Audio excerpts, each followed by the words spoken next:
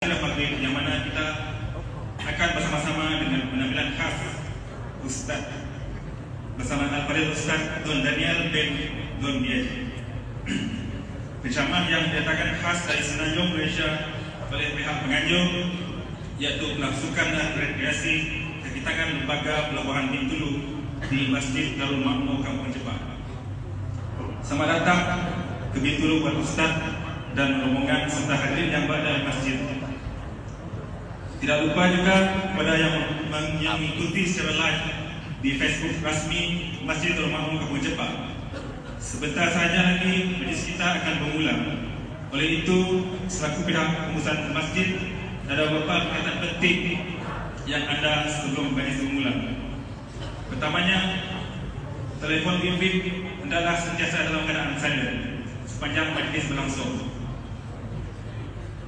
Yang kedua, untuk makluman, lokasi tandas berada di sebelah kanan saya. Kepada yang berhajat, silakanlah. Okey, Ustaz, sabar.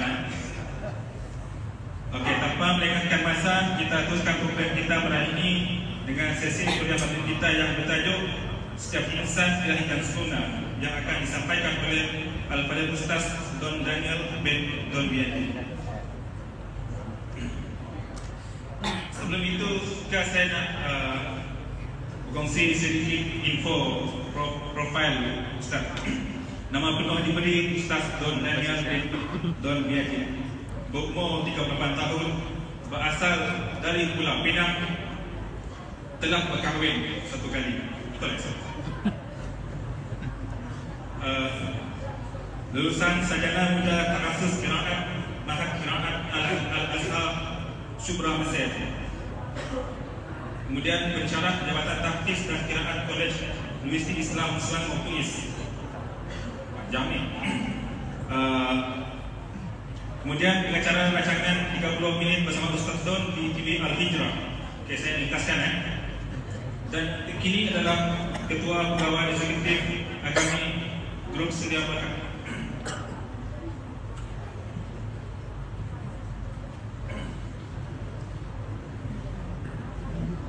Dengan segala hormat dan konsiderasi.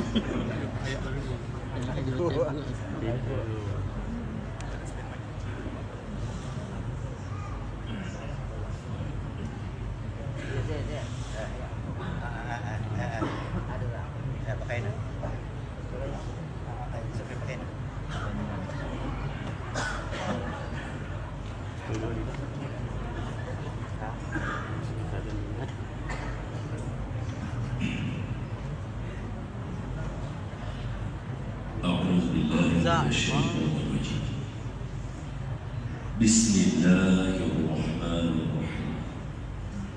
Assalamualaikum warahmatullahi wabarakatuh. Waalaikumsalam warahmatullahi wabarakatuh. Alhamdulillahi rabbil alamin. Wassalatu wassalamu ala asyrafil anbiya'i wal mursalin wa ala alihi wa sahbihi ajma'in.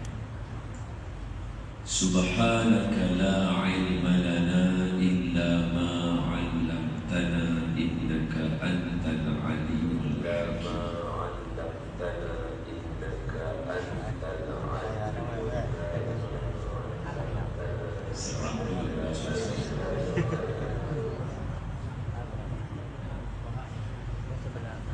Rabbi shrah li sadri wa yassir li amri wahlul 'uqdatam min lisani yafqahu qawli, amma ba'd.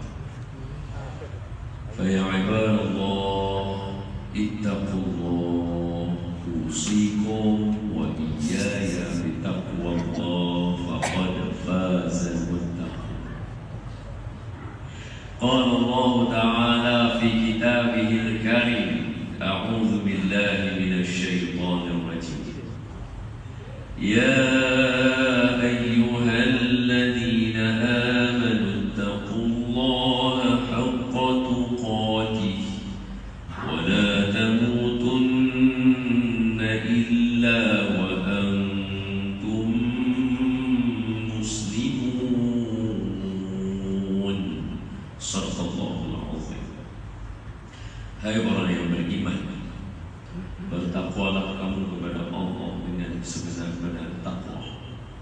dan janganlah kamu mati melainkan kamu mati sebagai seorang Islam.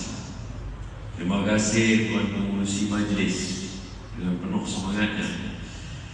Semoga Tuan Pengurusi dipanjangkan umur, dimurahkan rezeki dan ditetapkan. Seterusnya yang diraihkan Tuan Pengurusi Masjid, Tuan Rumah. Saya doakan semoga kepimpinan masjid serta dengan imam-imamnya semoga diberkati oleh Allah, dimudahkan untuk memimpin ahli qaryah Masjid Darul Makmur ke arah yang diridhoi Allah. Amin. Seterusnya, tuan-tuan guru, alim ulama, para asatizah, ustaz-ustaz, ustazah-ustazah, para kiai, para habaib yang ada di dalam majlis ini, yang bersangka baik dengan saya yang duduk di dalam sini, ada salah dan silap dan kurang daripada saya berikan teguran. Seterusnya kepada tuan-tuan dan puan-puan, ibu-ibu, bapak-bapak, abang-abang, kakak-kakak, muslimin muslimat, mudah-mudahan semua yang dalam sini kita mohon pada Allah semoga Allah mengampunkan semua dosa kita. Amin. Yang kedua, kita mohon supaya Allah sudi mematikan kita dalam mati yang baik. Amin. Dan yang ketiga, kita mohon supaya Allah sudi menerima semua amalan kita, khususnya amalan kita di dalam bulan Ramadan yang lalu. Amin. Dan tidak dilupakan juga kepada sahabat saya Ustaz Imam Mudah-Mudahan 2019 sempat bersini bersama dengan kita. Dan tuan-tuan semua sehat? Alhamdulillah. Alhamdulillah. Saya lama dah tak main di Tulu ni. Last kali rasanya 2018 juga. Tapi tak sempat sampai. Sempat tak sempat ya. Jadi first time saya sini. Jadi malam ni saya sorong bersama dengan semua dan saya suka bersama dengan tuan-tuan, dan berdasarkan pengalaman saya, orang Sarawak ni semuanya sporting. Senang-senang orang Bintulu ni sporting. Malam ni tajuk yang diberikan kepada saya seperti yang disebutkan oleh Tuan Pengurusi tadi, semua insan dilahirkan istimewa. Itu susah sebenarnya dilahirkan kau istimewa. Jadi malam ni begini perjalanan program kita. Okay? Kita mula, saya akan ambil masa 10 minit. Akan syak hukum masa 7.38. So saya akan ambil masa 10 minit yang pertama. Ada perkara penting yang saya nak cerita dekat tuan-tuan. Yang saya cerita 10 minit ni, kalau sepanjang saya baca kitab ni nanti tuan-tuan tak dapat pun tak apa. Ambil yang 10 minit yang pertama. Very important. So 10 minit yang pertama saya akan ambil untuk uraikan perkara penting tuan-tuan. Lepas itu kita akan mula dengan Al-Fatihah. Kita akan baca doa, baru kita masuk tajuk. Okay. So hari ini saya akan syarah daripada hadis 40 Imam An-Nawawi, hadis yang keempat. Nanti siapa ada handphone kalau nak cari hadis boleh. Hadis keempat Imam An-Nawawi, dapat tajuk malam ini. Habis kita syarah, kita selesai, kita sembahyang Isya. Sebelum itu kita berhenti azan Isya dulu. Kemudian kita sambung. Baik, ketika azan Isya nanti, saya nak tuan-tuan beri perhatian kepada Imam Mudah-Mudahan, kerana beliau akan saya nak beliau sebagai orang yang alim di kalangan kita menyampaikan satu amalan para ulama kepada tuan-tuan ketika menyebutkan azan asyhadu anna Muhammadar Rasulullah.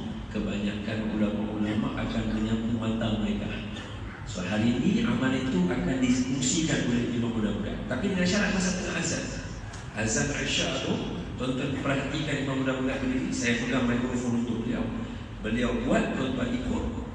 Nanti di hujung saya minta beliau sampaikan bacaan yang satu persatu, tuan-tuan rakam, jadikan amalan supaya mata terang, supaya mata bawa kereta boleh Indonesia, supaya apa lagi, nanti Ustaz Iqbal mudah bergerak cerita.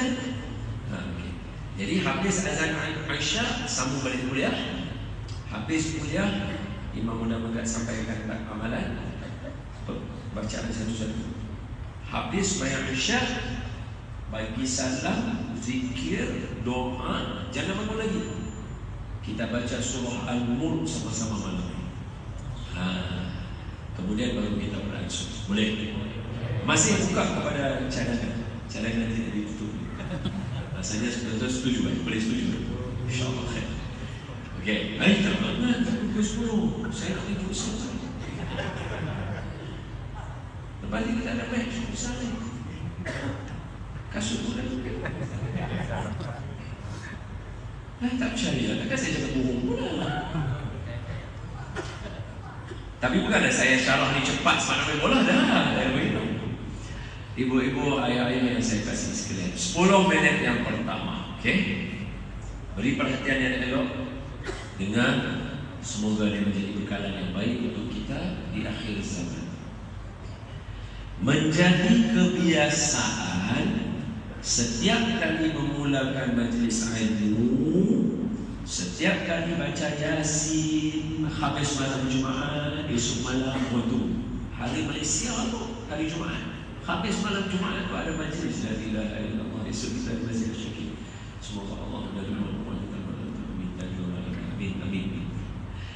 Menjadi kebiasaan nak baca Yasin, nak baca tahlil, ataupun duduk di rumah baca doa selamat, ataupun panggil orang baca doa kesyukuran, ataupun nak mengaji ilmu, mesti guru-guru akan duduk depan, ataupun khalifah atau imam akan kata macam ini, ila hadrati Nabi sallallahu alaihi wasallam, ataupun al-fatihatu ila Rasulillah, ya, akan disebutkan macam itu. Maknanya segala amalan kita nak hadiahkan kepada orang. Soalan, adakah perbuatan itu boleh? Tapi tuan-tuan jangan takut, jawapannya boleh. Saya bukannya tahu wahabi ke apa. Saya memang cuma saya tanya soalan bukan untuk lawan. Saya tanya soalan untuk perhatian. Okey? Jadi jangan takut, saya akan bagi jawapan satu-satu. Tuan-tuan jangan takut. Apa yang tuan-tuan buat itu semua boleh, saya nak cerita saja. Cuma selama ni bila orang tanya sampai ke tidak, kita nak jawab tak tahu apa dalilnya. Malam ni saya bagi jawapan dia bukan ayat Quran, bukan hadis, sebaliknya salah satu cabang daripada rukun Islam.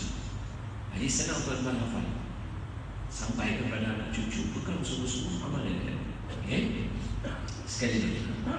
Jadi amalan kita tadi yang semua pada malam ini kita nak buat, kita nak hadiah pada orang lain. Bolehkah amalan macam tu? Soalan dia. Baik, kalau kata boleh, sampai ke pahala tu, memang jawapan kita sampai. Tapi soalannya, sampai kan? Ada orang mati mai bagi tahu kita balik kata, ya amalan sampai, tak ada. Habis tu dalilnya mana? Itu soalannya. Dia boleh faham. Sekarang saya nak bagi jawapan. Untuk tengok, hafal jawapannya betul-betul, tanam elok, insya-Allah. Apa saja amalan kita mulai daripada hari ini, niatkan, tak ada masalah pada siapa saja. Tengok ini. Boleh atau tidak menghadiahkan segala amalan yang kita buat, seperti baca Fatihah, baca Quran, baca selawat, duduk dalam masjid niat i'tikaf. Nanti sekali lagi nak baca surah Al-Mulk, sekali lagi kita semayang, sekali lagi kita nak sedekah dalam tabung masjid. Jangan lupa sedekah sikit kat dalam tabung masjid. Semua tu kita nak niat nak dihadiahkan. Boleh tak boleh? Jawapannya boleh. Sampai tak sampai? Jawapannya sampai. Apa dalil dia? Tengok elok. Dalilnya ialah badal haji. Dalilnya ialah badal haji. Baik, kenapa badal haji? Macam ni, tengok saya. Sekarang bulan Safar. Sebelum bulan Safar, bulan Muharram, kita sambut tahun baru Hijriah. Sebelum tu kita ada sambut Zulhijjah. Kita ada bulan haji. Ada kan orang Bintulu pergi haji, ada kan? Mesti ada. Yang tak pergi haji, tuan-tuan tengok program saya di TV 1 itu Salam Baitullah atau ada tu. Mudah-mudahan ada saya. Kita bincang haji. Masa musim haji, selain orang buat haji, ada satu ibadah yang orang buat yang mana badal haji ataupun upah haji. Satu orang meninggal dunia, atau sakit tak boleh buat haji, satu orang tolong buat haji kepada dia. Boleh? Tuan-tuan tengok saya bagi cerita. Contoh, ini contoh saja. Tuan pengurusi jumpa saya. Assalamualaikum Ustaz Don. Waalaikumsalam. Ya tuan pengurusi. Kata, ingat dari pengurusi Darul Makmur. Ya saya ingat. Ustaz Don, boleh minta tolong? Ya boleh, tolong apa tu? Tolong buatkan badal haji boleh? Boleh saya kata. Sebab syarat apa badal haji, kena buat haji dulu. Saya dah buat haji dah. Boleh lah tu. Ya boleh. Tuan pengurusi besar. Jadi saya pun nak buat haji kepada ahli keluarga tuan haji yang meninggal dunia. Jadi seorang meninggal dunia, saya pun pakai kain ihram di KLI ini. Sebab si orang itu, saya orang KLI belah sana, jadi saya KLI, pakai ihram KLI. Naik teman-teman, terbang sampai di Mekah. Saya pun tawaf. Sebab buat umrah dulu baru haji. Itu namanya haji tamattu. Haji ada 3, tamattu, qiran, ifrad. Biasanya haji qiran, haji ifrad ni Maulana aja yang buat. Kita yang maulena buat yang senang kan. Nak duduk dalam ihram lama tu seram. Saya beritahu kat Tuan Pengurusi, saya buat haji tamattu. Boleh. Jadi saya pun mau umrah dulu. So saya take kapal terbang dari negara lain. Sampai Mekah, saya tawaf. Saya sa'i. Kemudian saya cukur kepala, botak kepala. Tahallul. Tunggu hari Arafah. Tunggu hari Arafah 2-3 hari. Masuk hari Arafah, pakai balik ihram, pergi ke padang Arafah untuk berwukuf. Telefon Tuan Pengurusi. Assalamualaikum Tuan Pengurusi. Ya Ustaz, saya dalam perjalanan untuk menuju ke Arafah untuk berwukuf. Baik. Tolong doakan untuk saya dan jemaah semua dapat haji yang mabrur. Baik Tuan Pengurusi cakap. Saya boleh okey. Sampai padang Arafah subuh, saya berdoa, ya Allah, berkatilah Allah yang meninggal dunia. Dia nak dapat haji, punya haji yang mabrur. Sampai maghrib. Maghrib malam saya bermabit di Muzdalifah, Mina, jalan pergi Mekah balik, tawaf lagi sekali, sa'i lagi tu. Lepas dah buat yang tawaf haji, sa'i lagi semua, cukup lagi sekali 2 kali botak kepala. Rambut habis di meletak Jumratul Ula, Jumratul Wusta, Jumratul Aqaba. Bismillahirrahmanirrahim. Allahu Akbar. Saya meletak Bismillahirrahmanirrahim. 3 jumrah, 11 hari tasyrik, 12, 13. Selesai kerja haji, habis balik terbang ke Bintulu saya. Naik Assalamualaikum Tuan Pengurusi. Waalaikumsalam. Saya dah sampai Bintulu. Tuan Pengurusi di mana? Saya di masjid. Tunggu saya sampai. Jumpa Tuan Pengurusi. Tuan Pengurusi, ini air Zam-Zam. ini tasbih, ini sajadah, ini kurma, ini kacang cerdik. Oh, lupa satu lagi, ini sijil badan haji. Sijil tu dia tulis dengan Bismillahirrahmanirrahim. Dengan ini dia ada tulis nama telah naik haji. Soalan, nama siapa ditulis? Nama saya atau nama almarhum? Nampak macam tak yakin tu. Sekali lagi dalam sijil tu ada nama. Ni ayah-ayah jawab dulu. Sekali lagi saya tanya ibu-ibu lah. Nama siapa yang ditulis naik haji? Nama saya atau nama almarhum? Almarhum. Ibu-ibu, dalam sijil badal haji itu dia tulis nama. Nama siapa? Nama saya atau nama almarhum? Ada suara perempuan garang.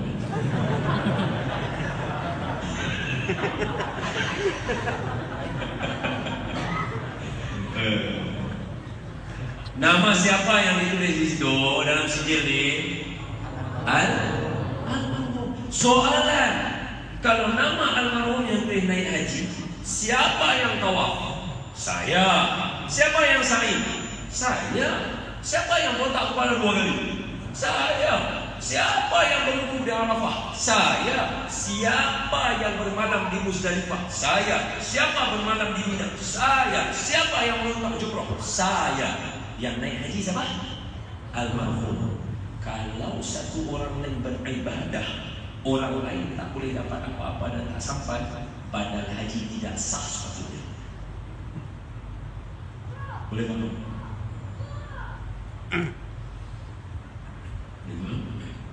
Jadi kalau lepas orang datang ke masjid lalu makmum ditanya, bolehkah hadiahkan amalan pada orang lain? Boleh tak boleh?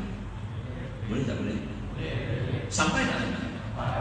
Apa dalilnya? Badal haji. Itu jawapannya. Badal haji satu daripada pecahan rukun Islam. Rukun Islam kan naik haji.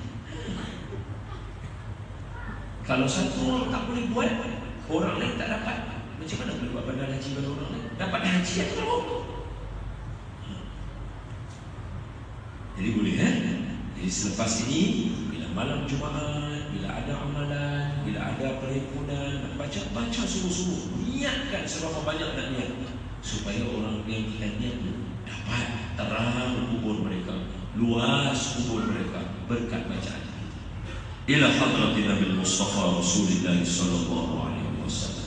Niatkan bacaan Al-Fatihah, segala amalan yang kita buat pada malam ini, i'tikaf kita, majlis ilmu kita, niatkan segala kebaikan dan keberkatan yang ada pada malam ini, yang ada pada orang soleh, yang ada pada tuan imam, yang ada pada jemaah, yang ada pada anak-anak kecil yang tidak melakukan dosa yang baik pada malam ini, yang daripada penuntut-penuntut ilmu, pelajar-pelajar, student-student yang barakah hidup mereka.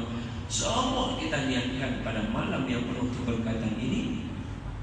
Pertama, niatkan hadiah kepada junjungan Nabi kita Nabi Muhammad sallallahu alaihi wasallam. Yang kedua, kepada ahli keluarga baginda, isteri-isteri baginda, sahabat-sahabat baginda. Kemudian seterusnya kepada sekalian kaum muslimin muslimat, mukminin mukminat, kepada ibu bapa kita, datuk nenek kita, moyang kita, guru-guru kita, para masyayikh kita, jiran tetangga kita, ahli qaryah Masjid Darul Makmur. Niatkan juga kepada sekalian ahli keluarga kita, semuanya yang terdahulu daripada kita ataupun yang masih ada dengan kita. Tambah sikit malam ini. Bukan senang hari pun ramai-ramai. Barangkali ada Tok Wali dalamnya, ada keberkatannya. Niatkan semoga segala amalan itu dengan berkat kita Al-Fatihah malam ini dan semua kebaikan yang kita buat, andai ada di dalam majlis kita ni yang sakit, Allah sembuhkan penyakitnya. Andai ada di dalam sini yang berhutang, Allah mudahkan langsakan. Andai ada malam ini yang tersepit antara dua dilema, dia tak tahu nak buat yang ni, nak buat yang ni, nak pergi sini, nak pergi, tak tahu. Dia tak tahu. Habis majlis dia keluar, dia Allah bagi jalan kepada dia. Andai ada di dalam sini yang bujang, Allah temukan dengan jodoh soleh-solehah.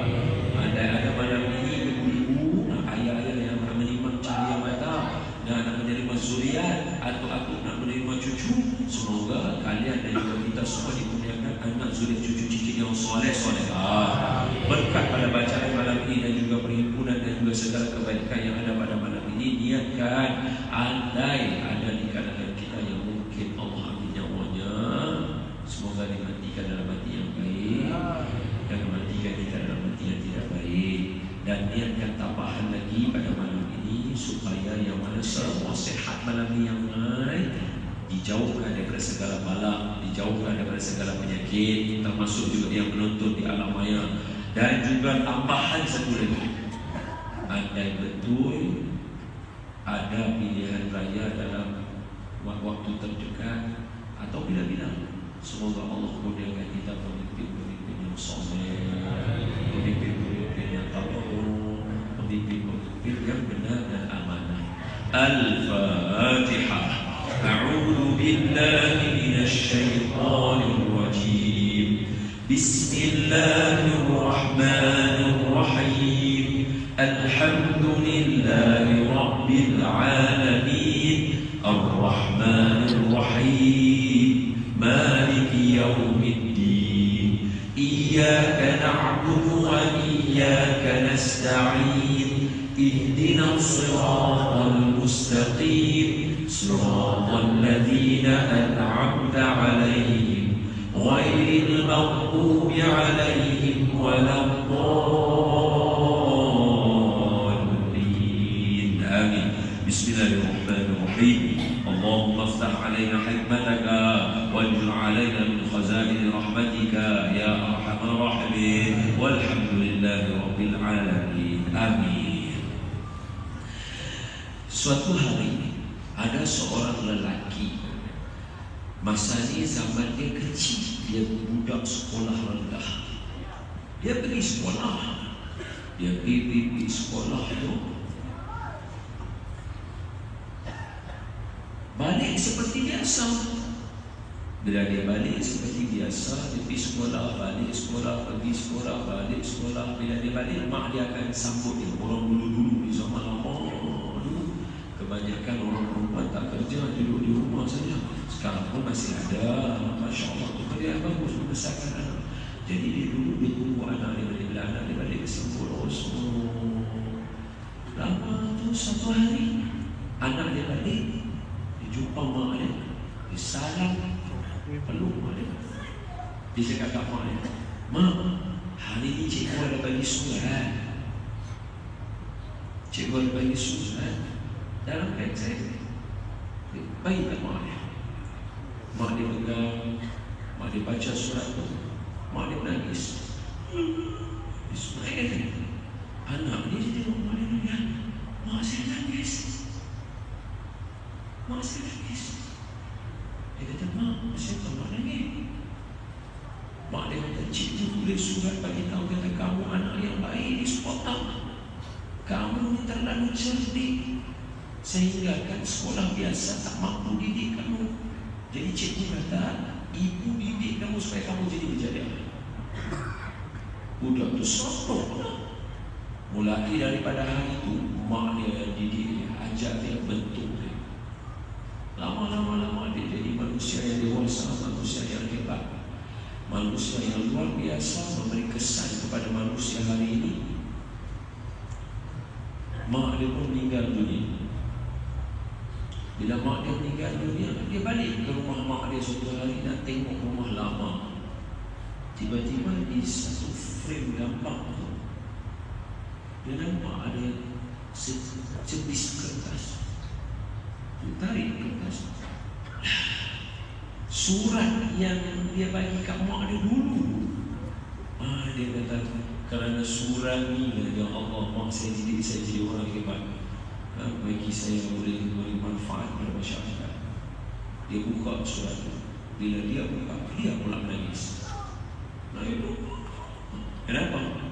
Dalam surat itu dia tulis, cikgu tulis nama mak dia, tulis tentang anak, signature cikgu bawah. Sebab surat rasmi sekolah. Apa cikgu tulis? Puan, tolong jangan hantar anak puan ke sekolah. Anak puan adalah pelajar yang bermasalah. Dia mendatangkan kacau kepada kawan-kawan. Guru yang mengajar susah nak bentuk dia, dia tak akan jadi belajar sampai bila. La ilaha illallah. Luar biasa ibu. Akhirnya dia adalah manusia yang menciptakan lampu untuk semua orang. Allahu Akbar. La ilaha illallah.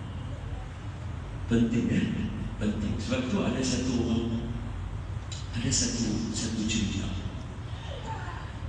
tentang penjual pemilik ikan. Saya tahu ikan kelisa, ikan arwana. Itu ikan mahal ya, ikan arwana, ikan ada Saya dulu belah ikan tu. Dulu masa saya belajar, masa tu zaman tu kawan-kawan saya belah. Saya pun tengok je sono je, saya pun belah kat situ. Tapi saya dia yang biasa, kalau dia berenang tu warna dia hijau aja. Kalau dia buat macam tu pun masih warna dia hijau. Kalau yang kawan-kawan saya punya yang warna purple, saya tak pernah percaya kata ada ikan warna purple betul, purple macam baju rumah pakai kain purple. Dia lipat macam tu, silver kalau dia silver. Wah, saya tengok. Saya kata ni ikan ramai. Mereka kata betul ni dah, ni ikan ni. Kalau purple macam-macam apa tu? Betul. Oh no, ikan tu. Tapi itu tak cukup mahal. Yang mahal lagi color dia mau color naga. Merah, kalau dia lipat badan dia macam tu, keluar warna gold. Saya tengok kawan saya belah, la haula wala quwwata illa billah. Ini cerita bapa yang ada ikan rawan. Ini cerita ikan ni mahal semua. Seingat saya masa tu tahun 2004, kawan saya belah yang warna merah, bukan besar pun, panjang ni je, besar ikan, panjang, solid, cantik. Dia punya dagu dia macam sombong sikit. Dia punya ikan. Saya tanya kawan saya, dia kata biasa je dong. Dia cakap ini hari tu aku tanya dekat ada satu bukit 10 ribu.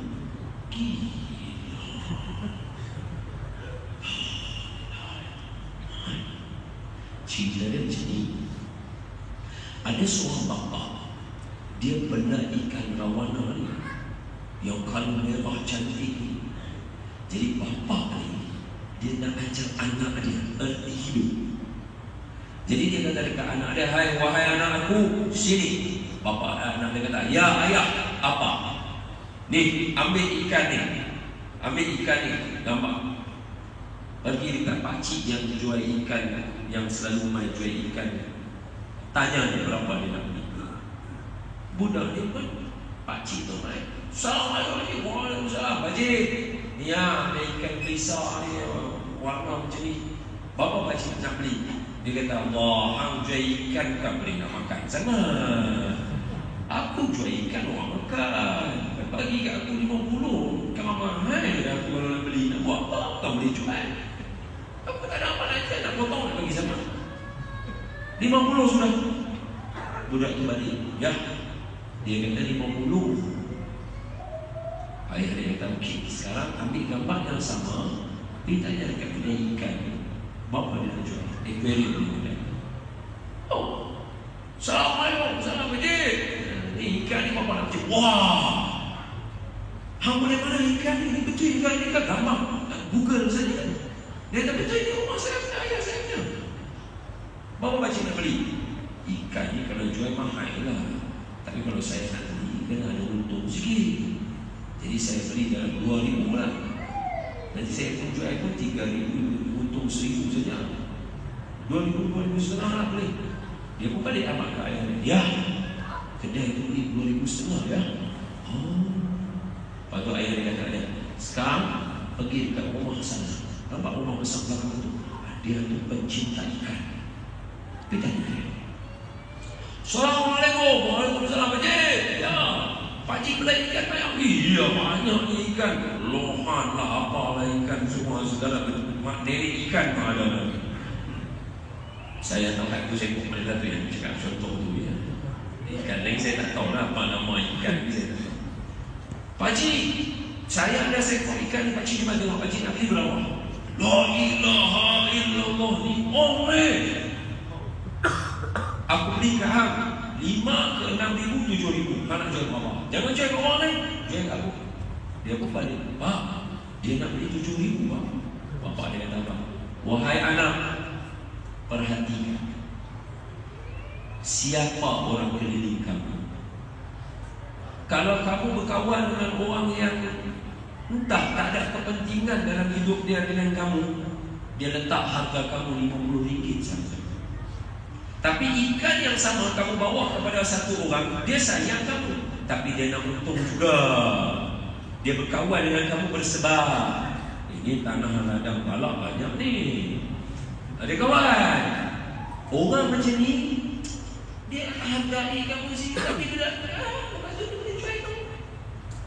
Tapi kalau kamu jumpa dengan orang yang mencintai kamu, sayang kamu, harga diri kamu, dia beli kamu dengan harga 7,000.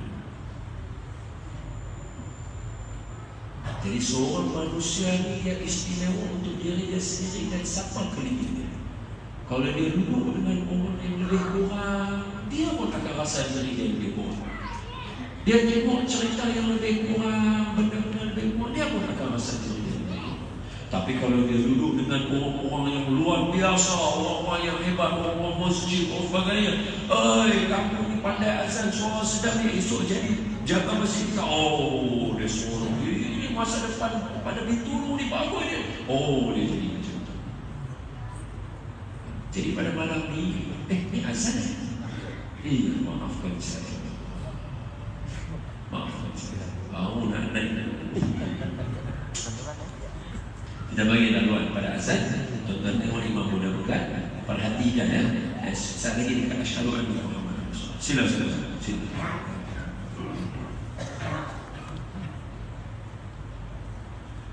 Allahu Akbar.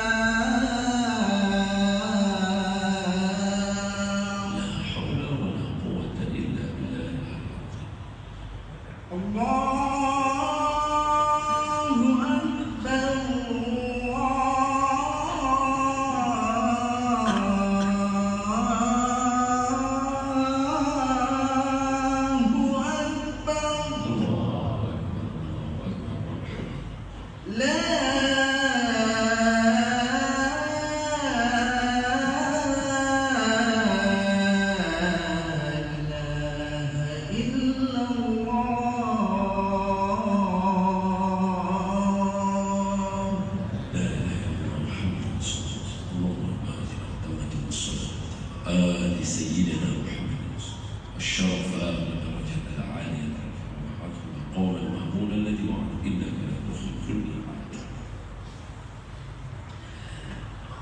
Tuan-tuan sempat tengok tadi? Sempat? Sekali lagi insya-Allah bacaannya, cara dia akan diajar sepasal kepada saya. Okey?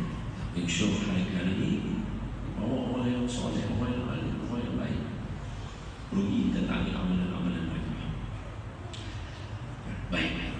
Setiap insan dilahirkan istimewa. Jadi mukadimah awal tadi saya bagi dua cerita. Boleh? Mana? Bagus. Siapa yang boleh gerak? Mana depan sikit? Gerak sikit. Idza tafassahu fil majalis fafsahu yafsahillahu lakum. Mana masuk? Kita baru nak cerita best. Masuk. Ada jangan mana. Tak apa tadi ada yang baca-baca apa sama je. Itu bahan. Yes, masya-Allah. Yes. Masuk. Itu masya-Allah. Mana. Tadi daripada awal saya cerita, saya bagi tahu. Yang pertama tengok satu orang. Siapa yang buat lampu ni?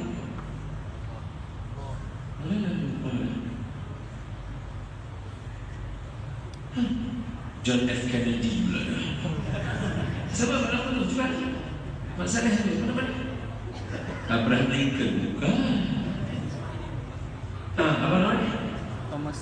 Bukan Newton elektrik. Tu dah duduk kat surau ni. Siapa? Thomas Alva Edison. Yang cerita yang pertama tu adalah cerita Thomas Alva Edison ketika mana dia ditulis oleh sekolah. Ini pelajar bermasalah. Dia tak boleh belajar di sekolah tak boleh nak ajar dia. Tapi ibu dia ada jiwa yang luar biasa. Sebab apa? Sebab setiap orang lahir yang istimewa. Mak dia tahu yang tu. Mak dia ajar dia betul-betul. Tengok sampai nanti Allah luar biasa.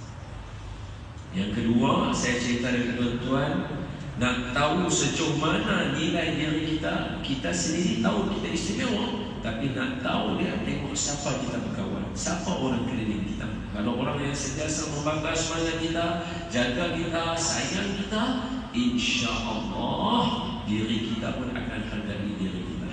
Tapi kalau kita berkawan dengan orang yang dia sendiri tak sayang diri dia, itu selalu saya pesan ke semua orang. Apa pesanan saya? Jangan takut kalau ada orang tak suka kita.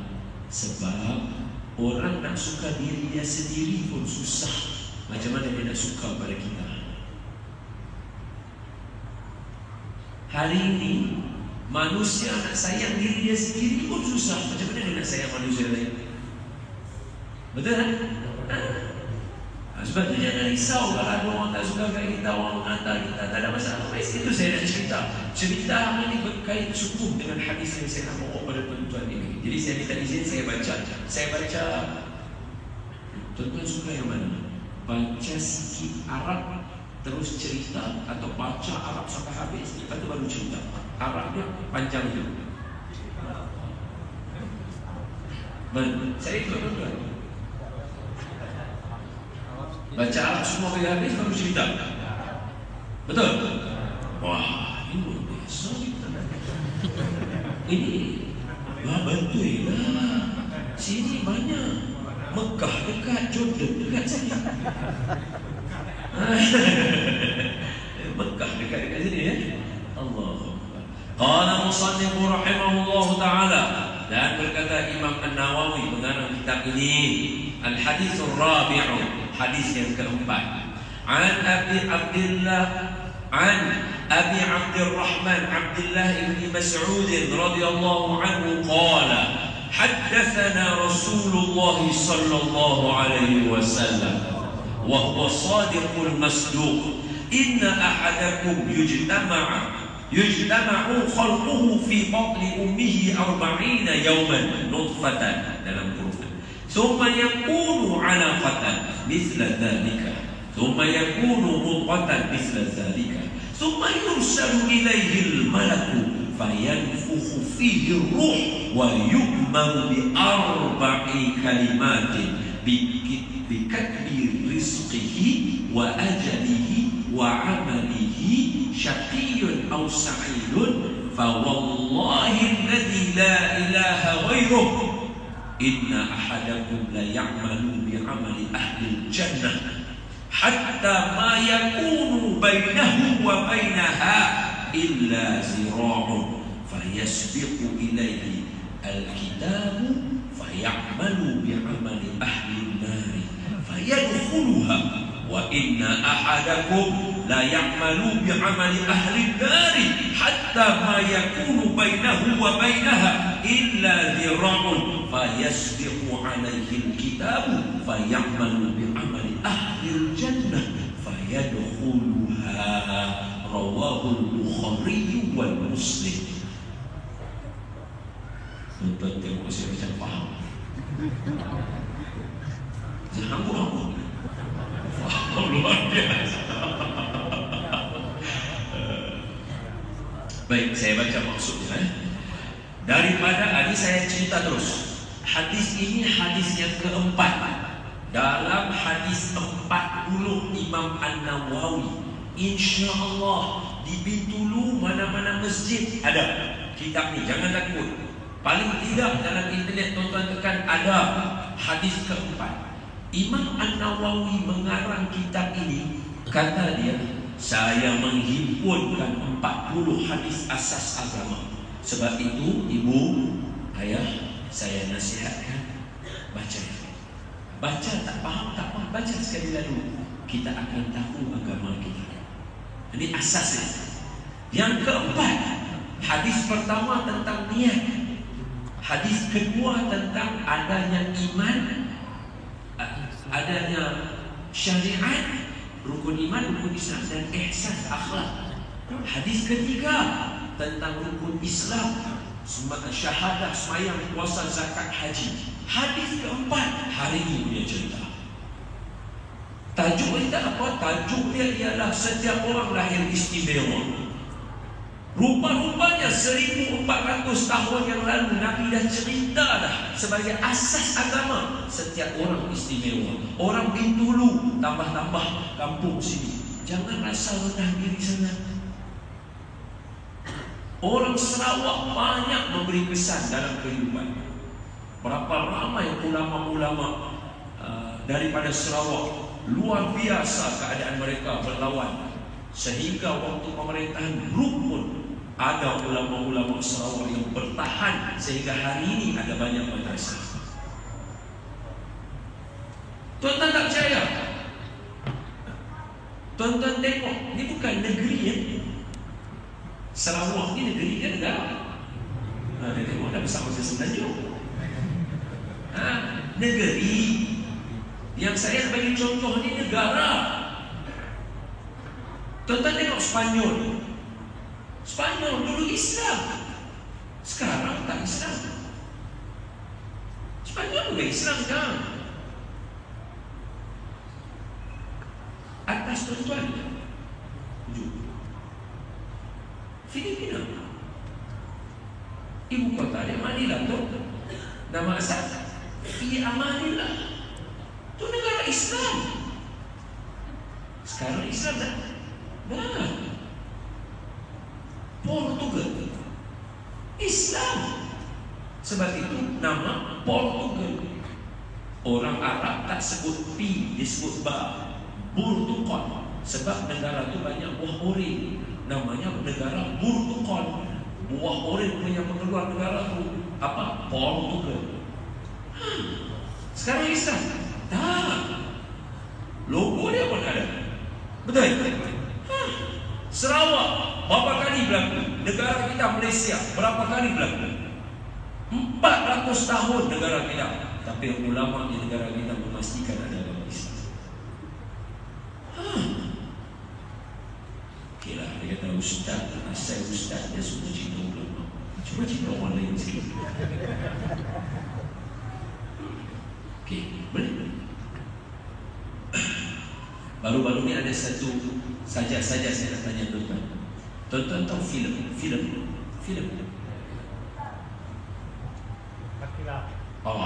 Makilau dia.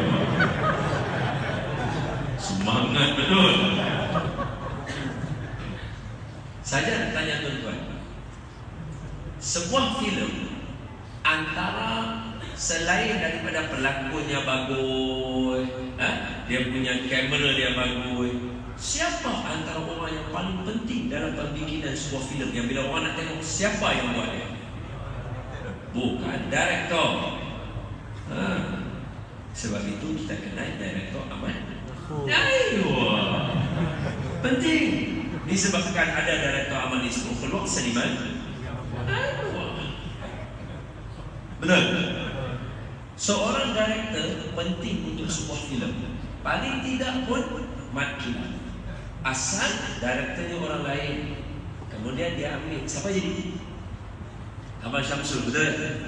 Tengok cerita dia jadi macam mana? Luar biasa. Betul? Tuan-tuan tahu tak ada satu filem pembikinan dia menelan belanja sebanyak 250 USD, 250 juta USD bersamaan dengan 1.13 juta ringgit Malaysia. Dia punya 1.13 bilion ringgit Malaysia. Bilion. Nak buat filem tu disebabkan ada seorang director yang hebat, 250 juta USD mendatangkan blockbuster cerita itu sebanyak 1.52 bilion USD. Kerana selain pelakonnya, director yang pandai buat cerita. Itu adalah cerita Fast and Furious 7 dan direktornya adalah Jason. Salah, James Wan, orang Sarawak. James Wan, orang Sarawak. Orang buat kita enjoying. Pakak bodoh. Orang kampung sini pun tak tahu. Orang Pulau Pinang nak kena cerita.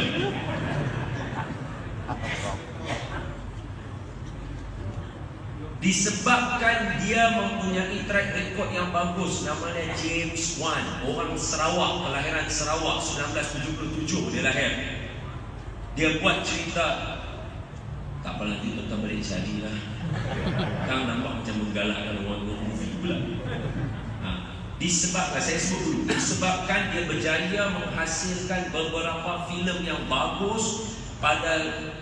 Pada time nak menghasilkan Fast Furious yang ke-7 tu, dahlah Fast Furious ke-7 tu berlaku pula malapetaka. Pelakon utama meninggal dunia aksiden.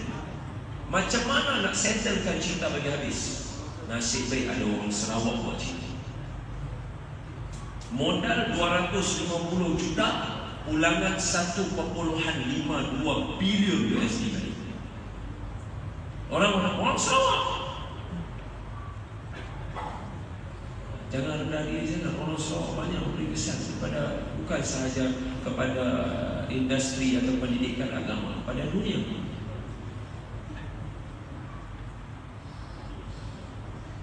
Nah, itu dah bagi contoh bukan ulama tu. Jom sambung balik cerita. Tahu juga orang yang Ustaz ni. Ingat Ustaz ni pun. Allahumma salli ala sayyidina Muhammad. Hadis yang keempat. Mana je? Biasanya kalau saya boleh makan 1 jam ni, ini 1 jam. Tadi pula 7, sekarang dah 8. Berapa nak habis? 10.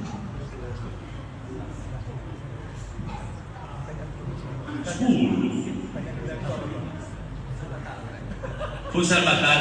Jangan. Sekarang saya suruh ngomong. Allahumma salli ala sayyidina. Kod hidung ke bawah, kod hidung ke bawah. 49. Okey lah. 8, 10. Apa baca hadis dulu lah.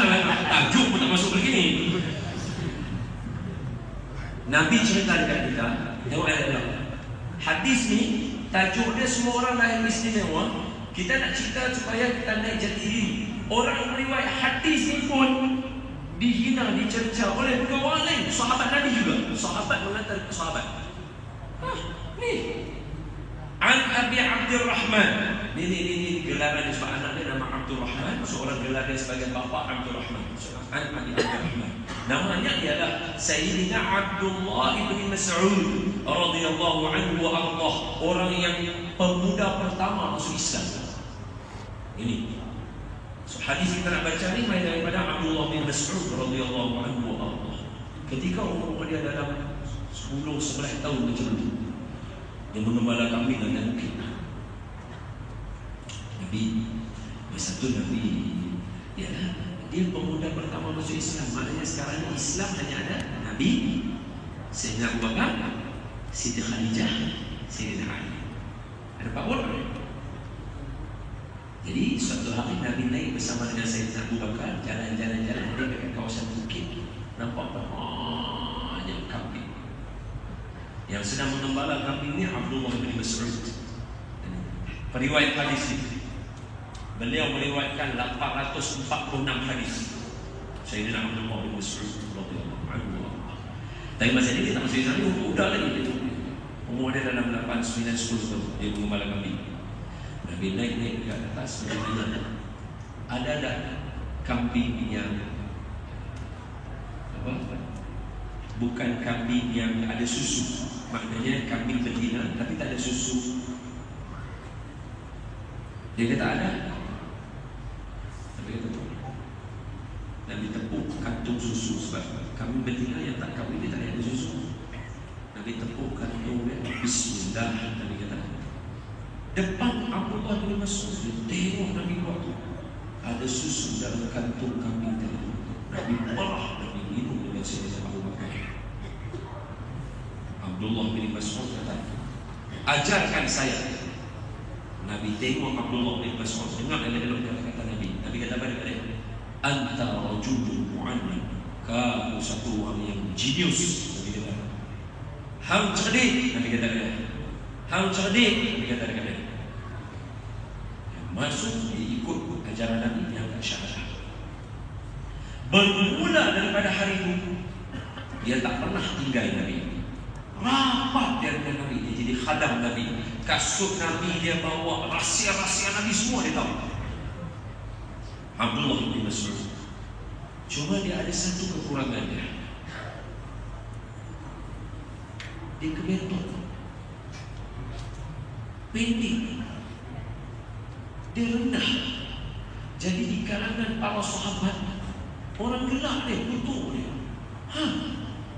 Maknanya perbuatan kata mengata ni dalam hidup manusia daripada dulu lagi orang suka. Tapi Nabi tak suka. Jadi pada suatu hari dia panjat pokok kurma. Adalah tu mungkin barangkali dengan kawan-kawan dia, so dia panjat ambil kurma kepada dia panjat. Dia panjat, dia panjat nak ambil kurma tu. Kan orang pakai jubah, lepas tu pakai seluk kat dalam kan. Jadi bila panjat dia nampaklah betih dia tu. Nampak halus tu. Kat bawah ni kawan-kawan ni kan masih dekat dah Islam. Dah ada Islam. Tengok nampak bawah. Dia bergelak kat dia. Woi, kaki yang apa ni? Apa Nabi kata? Nabi dengar orang kata. Nabi tak suka. Sebab Nabi nak bagi tahu setiap orang istimewa. Apa saja keadaan kita semua Allah bagi kita. Kita kahwin, kita boleh pilih siapa kita nak kahwin. Tapi kita tak boleh pilih anak kita macam mana tu. Anak ni hadiah Allah bagi kita. Mak bapak saya memilih untuk kahwin dan Allah bagi hadiah kepada bapak saya anak yang macam itu. Ya, tak ada lawa saya. Kalau jumpa orang Arab tu dia confuse juga dengan orang Yahudi.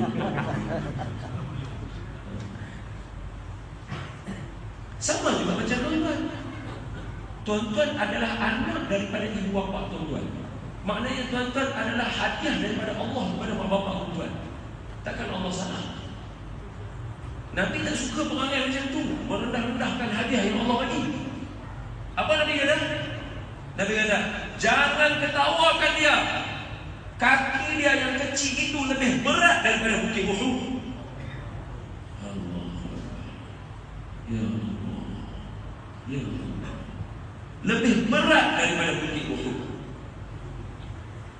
Suatu hari, tuan-tuan, saya yakin bila saya cerita Abdullah bin Mas'ud, tuan-tuan tak dapat angkat lagi dia sampai dia ada itu yang sampai tuan-tuan boleh. Bila saya cerita pun tuan-tuan akan perasan dia sebenarnya.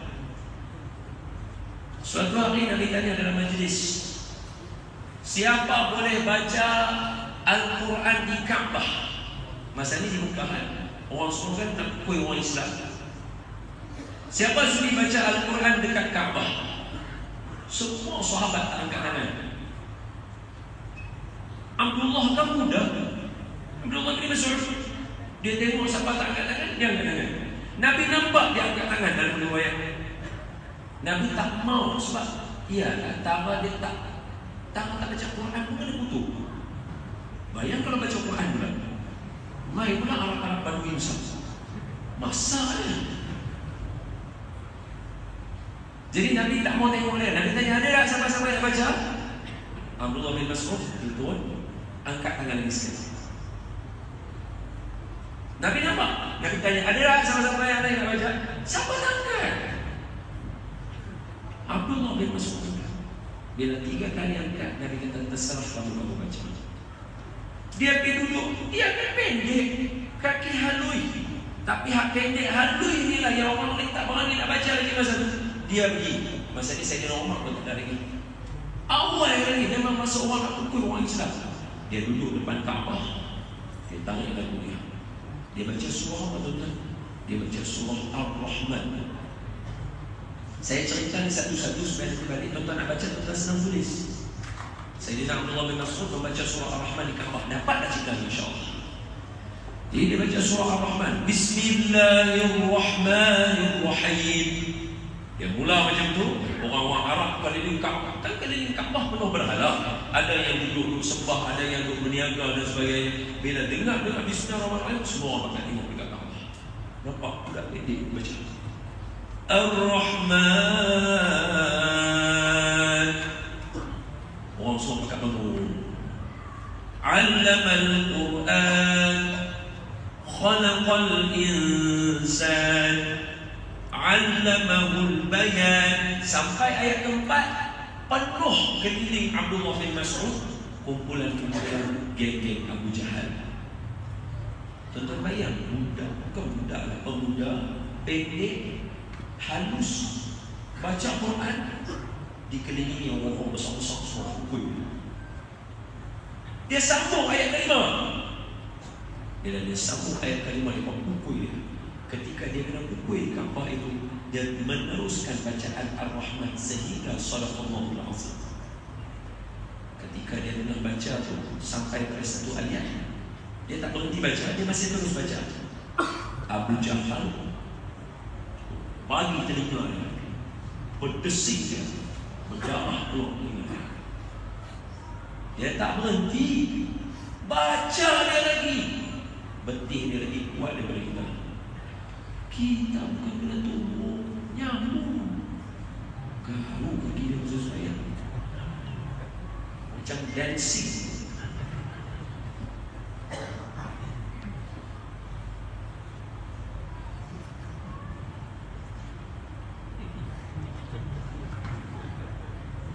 Sebab itu kaki dia lebih berat daripada kaki.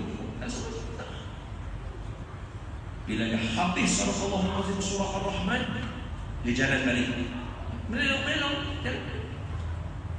Nabi nampak dia, telinga dia berdarah.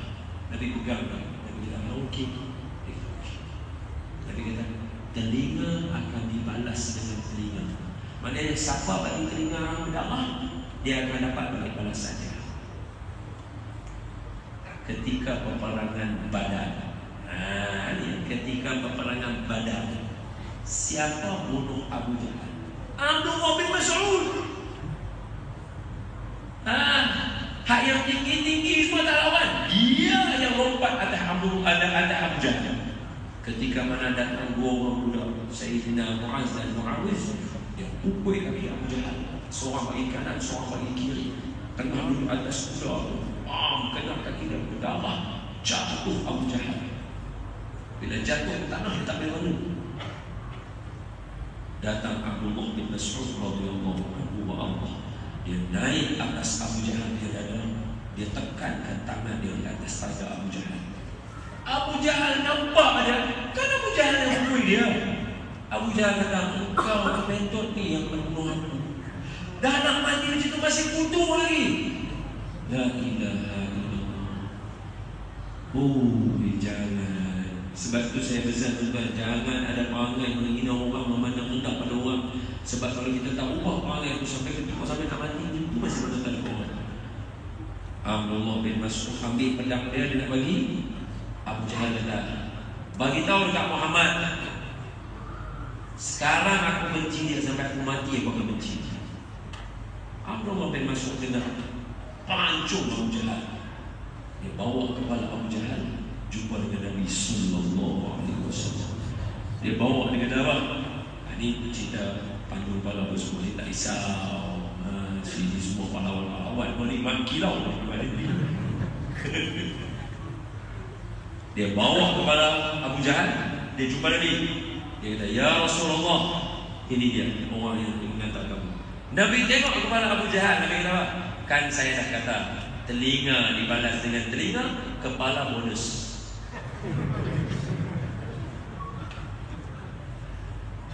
Apa? Setiap orang dilahirkan istimewa. Saya tak Nabi ajar. Dan hadis ini banyak daripada Sayyidina Abdullah bin Mas'ud. 8-10 lah. Sama lagi. Yes. Kata Abdullah bin Mas'ud radhiyallahu anhu wa Allah, haddatsana, telah sampai kepada kami dari Nabi sallallahu alaihi wasallam. Apa Nabi kata? Nabi kata, sesungguhnya, ini maafkan saya kata, ni kalau nanti ada pengajian hadis 40 di masjid ni, ustaz mana-mana buat, minta syarahkan yang Shadiqul Masduq. Saya tingkai perkataan tak syarah, kalau saya syarah banyak pula ni. Shadiqul Masduq itu Nabi sallallahu alaihi wasallam. Jadi kenapa Shadiqul, kenapa Masduq? Itu panjang, maafkan saya secara jujur saya tinggalkan ayat itu. Nanti kalau tuan-tuan mengaji hadis keempat ni kat masjid, nanti tanya tunggu, ini apa maksud Shadiqul Masduq? Dia ada cerita dia kenapa Nabi yang Sayyidina Abdullah bin Mas'ud menggelarkan Nabi Shadiqul Masduq. Itulah kita baca tu, la ilaha illallah Muhammad, la ilaha illallah al-malikul haqqul mubin Muhammadur Rasulullah. Shadiqul wa'adil amin. Shadiqul, ini Shadiqul Masduq. Aduh, kenapa katakan Nabi macam tu? Dia ada syarah dia, dia ada cerita dia. Tapi saya minta izin semuanya, saya rangkau, maafkan saya terus je masuk kepada hadis Nabi itu. Nabi kata apa? Yang ni nanti kalau nak lagi sedap masa maulid Nabi, nak syarah ni. Ini sifat Nabi, misalnya satu benda yang kita baca dalam maulid Nabi, baca, tanda penota. Ini tanggungjawab dia bagi kita semua. Tuan-tuan muslim, nampak macam mana? InsyaAllah boleh ya. Okay. So saya dah serahkan ya ahli qari'ah. Nanti minta tuan muslim carikan ustaz syarahan ya. Boleh ya? Apa saya. Jadi apa Nabi kata? Sayyidina Abdullah bin Mas'ud kata, Nabi bagi tahu dekat kami, inna ahadakum, setiap daripada kita semua dikumpulkan di dalam perut ibu kita selama 40 hari fasa pertama. Lepas 40 hari terbentuk pula satu lagi 40 hari pula lepas tu. Saya rangkau lagi bentuk dia alqah semua, saya rangkau, saya nak syarah ni. Kemudian 40 hari lagi, 120 hari, maknanya berapa? 4 bulan. Sebab itu orang-orang tua-tua kata bila dah cukup 4 bulan ada roh, belum? Dah ada roh. Dah ada.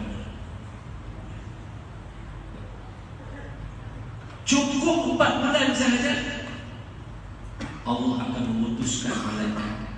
Ini ibu-ibu semua. Tapi tak nampak ada malaikat tu main kat ibu-ibu ni nanti berulang. Kalau nampak sekarang tu juga lahir anak. Tengok malaikat yang tak cukup ni biasalah. Jangan kata orang lain. Nabi pun kena peluk dengan malaikat masa buat Hira pun balik gigit. Takkan kita pula ni alang-alang cerita. Teringat cerita sahabat Nabi jumpa setan, tak takut dia. Saya cakap ibu-ibu ni tak nampak malaikat masa tiup roh tu. Kalau nampak tu sekarang juga lain. Terkejut tengok malaikat tu, luar biasa. Tu malaikat lain.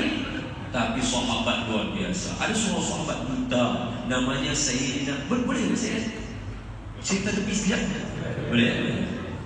Saya seronok. Malam ni saya seronok. Saya nak cerita banyak. Saya punya nota panjang. Tapi saya baru baca sikit je nota saya.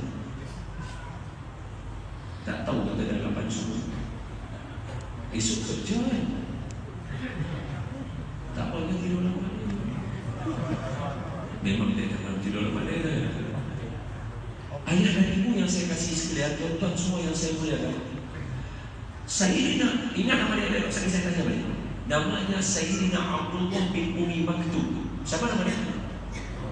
Sekali lagi saya sebut Sayyidina, cuba sebut Sayyidina Abdullah bin Umi Maktub. Itu nama dia. Dia buta buta. Jadi dia main masjid, Nabi khutbah. Nabi kata apa? Ini walaupun ini khutbah Nabi, tapi saya harap untuk tuan-tuan juga lah, untuk kita sama-sama. Man tawadda'a, siapa yang berwuduk di rumah dia. Tadi kan semua ramai-ramai main wuduk daripada rumah kan. Ini hadis untuk kita. Man tawadda'a, siapa yang berwuduk dari rumah dia, fa ahsanal wudu, dia mencantikkan wudu dia. Maknanya dia ambil elok-elok. Tadi di rumah dia wudu elok-elok. Kemudian dia berjalan kaki datang ke masjid. Setiap langkah kan kita jalankan 2 kaki, kanan kiri betul? Satu Allah gunakan satu langkah satu. Kan kita jalan satu. So satu kaki Nabi kata siapa yang berwuduk daripada rumah, dia berjalan main ke masjid dalam keadaan berwuduk yang sempurna. Dia niat hanya untuk nak sembahyang saja. Macam tuan-tuan main ni nak sembahyang maghrib kan? Nak sembahyang saya kita nak sembahyang Aisyah kan? So Nabi kata siapa yang wuduk dari rumah, sempurnakan wuduk di jalan kaki ni. Semua ni tak terlepas ni, semua ni dia jalan kaki sebab nak sembahyang. Satu kaki dia Allah jadikan dia langkah naik 1 darjat. Satu lagi kaki ampun 1 dosa. 1 darjat 1 dosa. 1 darjat 1 dosa. 1 darjat 1 dosa. Sampai dia. Jadi Sayyidina Abdullah bin Umi Maktub dia dengar, best ni. Tapi dia buta. Dia tunggu kuliah habis dia tanya lagi. Dia kata, ya Rasulullah sallallahu alaihi wasallam, saya ni buta. Saya ni buta, dia kata. Perlukah saya datang masjid? Nabi kata, dengan azan tak? Nabi tanya dia. Dia kata, dengar. Kalau dengan azan kena mari. La ilaha illallah. Itu orang buta pun dengan azan kena mari. Orang celik tak mari. Salah. Kalau tak dengar azan tak apa, duduk tak dengar tak apa. Tapi itu lagi luar biasa. Duduk jauh tapi main sembahyang. Tak dengar azan tapi main sembahyang. Wow. Jadi bila dia dengar macam tu, esok pagi dia bangun. Dia kan tadi dengar khutbah malam, subuh siap-siap pergi untuk jalan. Kaki dia tersadung batu. Jatuh dia berdarah. Bangun dia angkat-angkat, jalan sampai masjid. Esok pagi dia buta, dia duduk masjid, dia makan kat masjid tu kan, malam boleh balik. Esok pagi pula dia keluar dari sini. Kali ni dia jalan pagi tu lah, dia buta. Dia nak jatuh tu, ada sahabat sambut. Semalam saya nampak kamu jatuh. Saya tunggu sih tak balik ke jatuh. Jom saya hantar pergi masjid. So hari pertama pergi masjid dia hantar, hari kedua pergi masjid dia hantar, hari ketiga pergi masjid. Tapi dia tak sembang dengan Allah bin Maktum. Jadi hari ketiga saya dengan Allah bin Maktum nak tanya dia, ni sebelum nak jalan ni nak tanya dia kata begitu. Kamu ni siapa baik sangat tiap-tiap hari? Ni siapa nama? Dia kata nak buat apa tahu nama saya? Saya nak doa kamu nanti masa saya di Sembilan, sebab kamu tolong saya. Dia kata no, saya tak mau doakan saya. Masa iblis yang tolong tu syaitan. Dia kata saya tak mau doakan saya. Bila dia kata tak mau doa, Allah bin Mas'ud pegang tangan dia. Dia lepas tangan kawan tu. Sebab apa kan orang yang tak mau doa bukan daripada kalangan umat Nabi Muhammad. Nabi tak suka orang itu. Jadi dia lepas tangan, dia kata, kamu ni siapa? Kenapa kamu tak mau saya doakan kamu? Kamu ni siapa bagi tahu saya? Bila dia kata, kan ni buta di dalam. Wah tu. Kawan tu kata, saya ni iblis. Dia dengar dengan iblis, dia kata, kenapa kamu tolong saya? Ya Allah berani ya sahabat. Cuba bayang orang pintu dulu. Mana jalan belakang dia gelap tu. Bangun pipi. Mana masuk saya tak apa saya tak sebenarnya. Ni nama siapa? Tak payah tahu lah. Abang lah. Saya iblis. Ya. Tak semayang dah apa itu?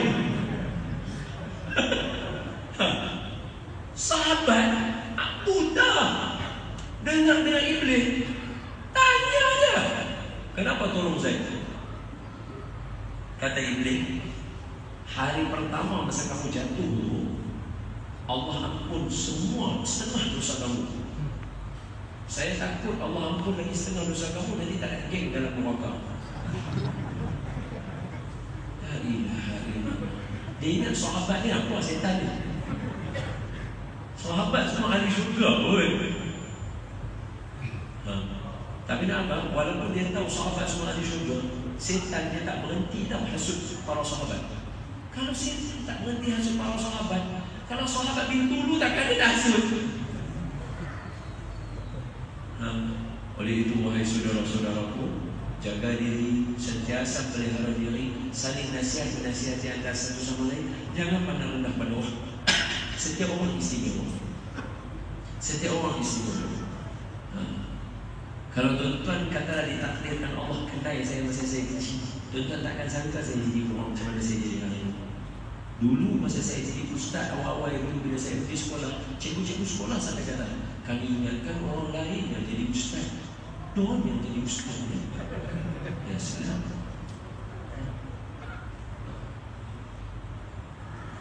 Sebab semua orang istimewa.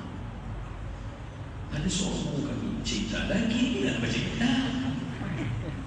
Tak maulah baca kitab je lah. Apa kata Nabi? Bila saja satu orang itu duduk dalam perut ibu dia 4 bulan, malaikat mai dekat dia, tiupkan dalam perut ibu-ibu ni. Mulianya perut ibu-ibu itu sebab itu dinamakan rahim. Salah satu daripada sifat Allah ada pada orang perempuan. Tak ada pada orang lagi. Malaikat mai tiupkan roh, dia tulis 4 benda untuk semua. Apa 4 benda? Pertama, rezeki dia. Jangan takut rezeki kita ada. Sebab itu pertama, jangan hina orang. Sebab kita tak tahu rezeki dia dengan rezeki kita macam mana. Yang kedua, jangan takut orang hina kita. Sebab kita pun tak tahu rezeki kita macam mana, rezeki dia macam mana. Tapi takut apa? Allah janji kita semua ada rezeki, jangan takut. Yang kedua, sambungan. Dituliskan bagi dia ajar. Semua dia ada dan tulis bilang siapa yang nak panjang umur, hubungkan silaturahim, banyak bagi sedekah. Itu dia boleh extend dia punya kematian. Okey, yang ketiga, itu saya terus ya. Yang ketiga, amalannya sama ada dia masuk syurga atau masuk neraka. Tengok saya. Saya tak mau bincang. Habis itu kalau orang jahat, dia tak mau bincang tu. Dengar perbincangan selepas itu. Apa Nabi kita? Semua orang kita ni, Allah dah tulis dah dia masuk syurga atau masuk neraka. So kita tak tahu. Allah dengan ilmu Allah, Allah tahu segala benda. Patut Nabi bagi kita contoh, Nabi kata apa? Ada satu orang seumur hidup dia beramal dengan amalan ahli syurga. Lagi sejengkal. Kata saya baca 2 kali, saya buat jadi bainahu wa bainaha. Saya baru terima baca hadis ni kan? Lalu tu saya buat lagu tu sejengkal, betul? Ini saya baca syarah. Nabi kata apa? Ada satu orang dia buat amalan ahli syurga, selalu main masjid dan sebagainya. Lagi sejengkal dia dengan mati itu nak sampai, tiba-tiba dia beramal dengan amalan ahli neraka. Mati dia masuk neraka. Jangan. Itu contoh mula dari diri. Yang kedua, ada orang seumur hidup beramal dengan amalan ahli neraka. Lagi sejengkal dia nak mati, dia dengan kematian, lagi sejengkal sikit je, tiba-tiba dia beramal dengan amalan ahli syurga. Mati dia masuk syurga. La ilaha illallah. Sebab tu ahli masjid jangan hina orang yang tak main masjid. Bantu dakwah datang. Orang yang tak main masjid jangan rasa selamat. Kedamai kawan dengan orang masjid. 2 contoh ni dua ada dalam sirah. 85. Last kita berhenti semayang. Ngaji ni tak ada lama-lama, mengantuk. Ayah dan ibu yang saya kasih sekalian abang-abang, 2 contoh last saya bagi menggambarkan keadaan siapa pun dalam masjid ni. Hari ini kita belajar satu je yang diajar oleh ulama-ulama ahli sunnah. Apa dia? Semua ini wali Allah kecuali saya. Tuan-tuan pula tengok, semua wali Allah kecuali saya. Macam tu. Sebab apa? Sebab dalam hadis ni di hujung kitab ni, hadis yang ke-38-39, siapa yang berlawan dengan wali aku, kata Allah, aku akan isytiharkan perang dengan dia. Jadi kalau kita beranggap semua orang wali Allah kecuali saya, takut nak gaduh. Kalau tersilap gaduh dengan wali Allah, Allah gaduh dengan kita, kalah kita. Maksud saya harap semua dalam ni kita sebagian kiblat yang satu, masjid kita jaga elok-elok, tak mana kita sujud, tak mana kita punya kampung, tak mana kita cari rezeki. Ini untuk orang yang main luar, tak mana tempat kita cari rezeki, jangan buat kotor. Sayang tempat ni elok-elok. Sebab apa? Sebab rumah Allah ni lah menghalang balak daripada turun di Bintulu, terutamanya di kawasan kampung tuan-tuan. Hadis Nabi itu. Orang yang berulang-alik daripada rumah masjid yang kita tengok ahli masjid tu, itulah penyebab Allah tak marah kepada seluruh penduduk situ. Jangan gaduh. Masa terlalu singkat untuk nak gaduh. Sayang sesama kita, jom kita naik sesama kita, tolong menolong antara satu dengan yang lain. Dengar ada orang yang buat perusahaan dalam bisnes, tolong bantu dia. Orang yang dah dibantu, bantu pula orang lain. Ada anak-anak yang perlu bantuan, siapa abang-abang yang habis universiti, tolong ajak balik anak kampung. Tolong. Ibu-ibu, doa, jangan putus untuk semua anak-anak yang ada sini. InsyaAllah kita semua jadi.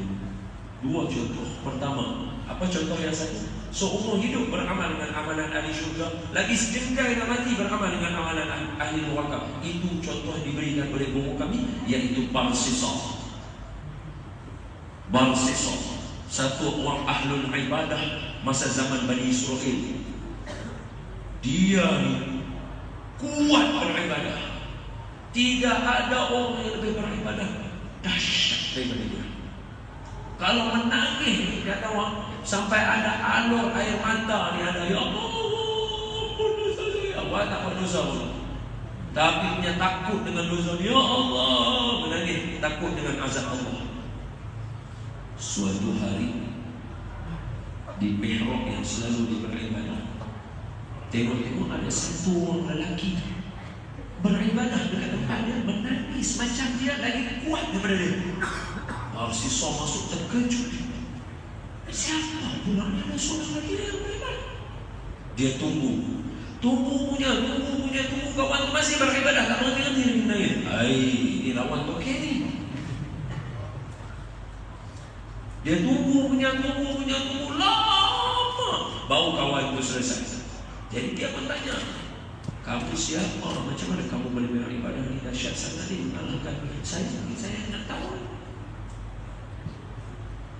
Orang yang beribadah tu dia macam nak bagi tahu, tapi dia terus menangis lagi.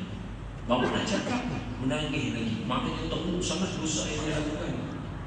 Sampai baru siswa timbul rasa minat nak tahu. Lama kelamaan timbul tanda tanya. Lelaki itu dah tak main dah beribadah di situ. Baru siswa heran, mana lelaki ni? Suatu hari dia balik malam ke rumah dia. Ada lelaki itu berdiri depan pintu rumah dia. Di tangan dia ada botol arak. Dia kata apa? Kalau kamu tanya saya hari itu kenapa saya menangis kuat sangat, ni kerana arak inilah saya minum, saya jadi macam tu. Dia ambil botol arak tu, dia letak depan pintu baru siswa. Baru siswa tengok begitu, kawan tu beredar. Dia ambil botol arak, dia mau masuk dalam rumah dia, dia tutup, dia duduk dalam rumah. Dia berfikir, kawan tadi tu bertaubat sungguh-sungguh hanya dia minum arak.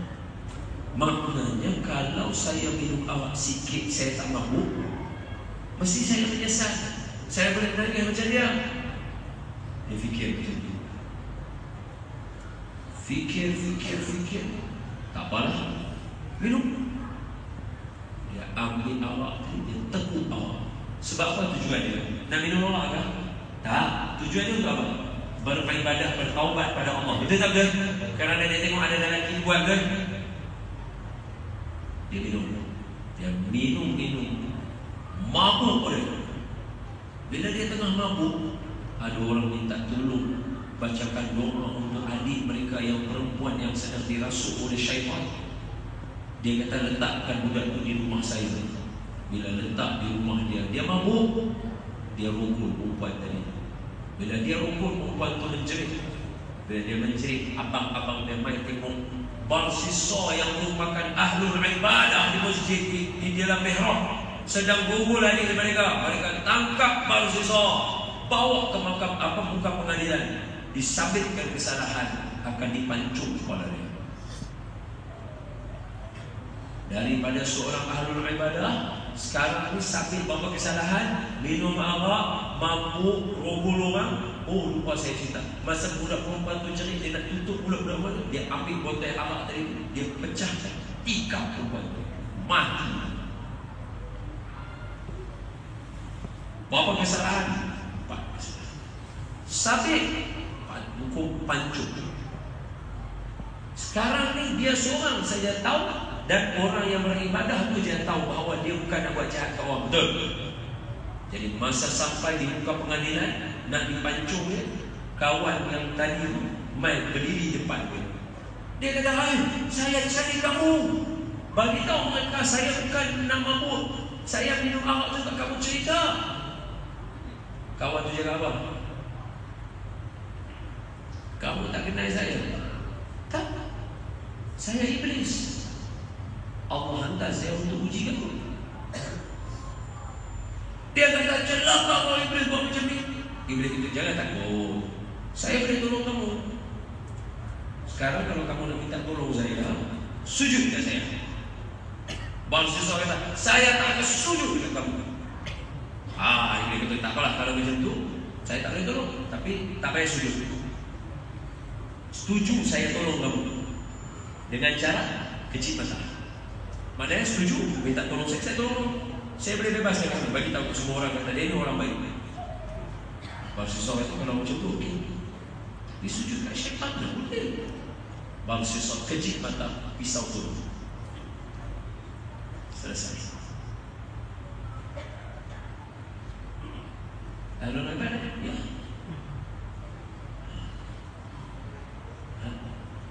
Cerita yang kedua, orang yang beramal dengan ahli neraka, hari ini namanya disanjung sebagai seorang imam yang mulia.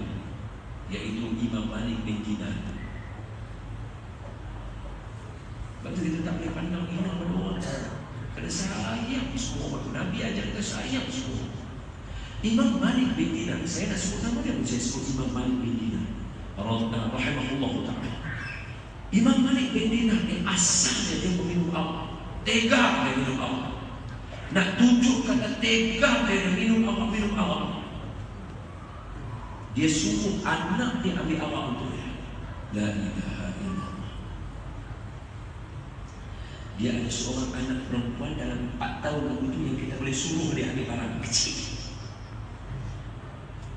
Hebat dia minum arak, sehingga suatu hari sedang dia minum, anak dia pegang tangannya, berhentikan dia. Seolah-olah anak kecil perempuan, dia anak perempuan. Kata, ayah tolong berhenti minum. Tersentak Imam Malik bin Dinar. Dia berhenti minum arak. Bermula saat itu dia seronok anak dia, dia sayang anak dia, dia berhenti ke anak-anak dia, dia seronok, kehidupan dia berubah. Dia bermain dengan anak dia, seronok. Ditakdirkan Allah, anak dia meninggal dunia. Anak dia yang satu-satu tu yang dia sayang tu tinggal dunia. Bila meninggal dunia, dia tak boleh menerima kenyataan dia minum double daripada yang sebelum. Allah. Bila dia minum, satu malam dia mabuk sampai dia lena. Dalam lena dia bermimpi dia dikejar oleh seekor ular yang besar. Dia berlari dalam mimpi itu, tolong, dia minta tolong. Siapa pun tak ada dalam mimpi yang tolong dia. Ular ni dia kejar, dia nak makan, dia tolong. Tiba-tiba ada satu orang tua di jalan. Dia kata, pakcik tolong saya, ada ular, tolong saya, ada ular makan saya. Pakcik tua tu kata, saya tak boleh buat apa-apa, pakcik tu kata macam tu. Bila dia bersembang dengan pakcik tu, ular makin dekat. Dia lari, tolong. Tiba-tiba sampai jalan nanti, penuh api. Api depan dia, ular belakang dia lari, tak boleh pergi mana. Bila jadi macam tu, dia tiba-tiba dia dengar ada budak-budak bergerak-gerak, baby. Dia cari-cari, dia nampak sekumpulan anak-anak tengah main. Di celah anak-anak tu dia nampak anak dia. Ya Allah, hanya Allah saja tahu perasaan seorang ayah nampak anak dia wafat. Dia rindu anak dia. Dia nampak anak dia, dia peluk anak dia. Dia jumpa anak dia, dia peluk anak dia. Anak dia pegang, dia menangis ke anak dia, kata tolong ayah, ada ulang kejar ayah. Bila dia cakap macam tu, ulang tu ada dekat belakang. Bila dia toleh tengok ada ulang, anak dia isyaratkan kepada ulang tadi, hilang ulang. Terkejut dia tak faham. Dia tanya, wahai anakku, ni apa? Anak dia kata, wahai ayah, ular yang kejar ayahku adalah dosa ayah minum arak. Lelaki tua yang ada tepi jalan tadi itu adalah amal soleh ayah. Terlalu sedikit nak menolong ayah dengan dosa ayah minum arak. Bila dia dengar macam itu, sedap dia daripada situ, bertaubat dia. Akhirnya nama dia dimaktubkan sebagai siapa yang nak belajar menjadi orang yang soleh tawaduk, belajar daripada Imam Malik bin Dinar rahimahullah. Semoga Allah merahmati tuan berkati kehidupan tuan. Ampun maaf daripada saya. Setiap orang dilahirkan istimewa. Tak ada siapa yang nak dilahirkan untuk jadi celaka. Jangan terlalu merendah diri. Orang Sarawak saya dah cerita dari hebat-hebat. Dan saya dah cerita satu hadis untuk tuan-tuan tahu bahawa Nabi cukup sayang dengan semua umat manusia. Dia tak ada alasan untuk siapa-siapa dalam sini nak rasa diri dia tak berguna. Semua yang dalam ini semuanya berguna. Disayang oleh Allah, disayang oleh Nabi Muhammad sallallahu alaihi wasallam. Pulanglah dalam keadaan membawa rasa Allah sayang kita, kasih kita dengan Nabi untuk meneruskan kehidupan kita yang seterusnya. Aqulu qawli hadza wa astaghfirullah al-azim li wa lakum. Assalamualaikum warahmatullahi wabarakatuh.